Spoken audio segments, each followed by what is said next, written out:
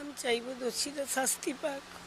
আমি তো সন্তানারা মা, আমি চাইবো দোষীরা শাস্তি পাক, কিন্তু আমিও সন্তানের মা, চাইবো না ফাঁসি হোক, যাবজ্জীবন কারাদণ্ড হোক, এটাই আমি চাইবো।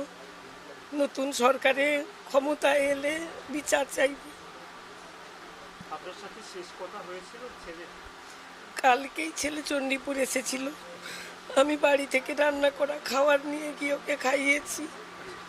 বাড়িতে ডেকেছিলাম বলছে, আর কালকে পরশুদিন সিএমের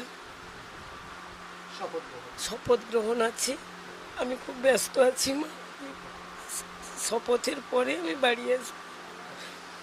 চণ্ডীপুর কালকে এসেছিল, আমার হাতে রান্না খেয়ে কালকে গেছে। রাজনৈতিক কারণ ছিল বলে আপনি মনে করছেন? রাজনৈতিক কারণ তো অবশ্যই আছে, হ্যাঁ। রাজনৈতিক কারণ অবশ্যই আছে। আমার ছেলে ভারতীয় জনতা পার্টি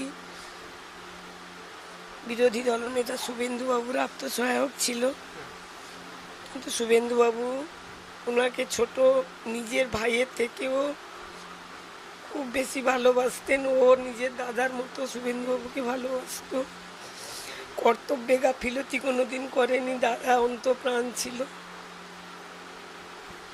শুভেন্দুবাবুকে ভবানীপুরে জিতাতে গিয়েই শাসক দল তৃণমূল কংগ্রেসের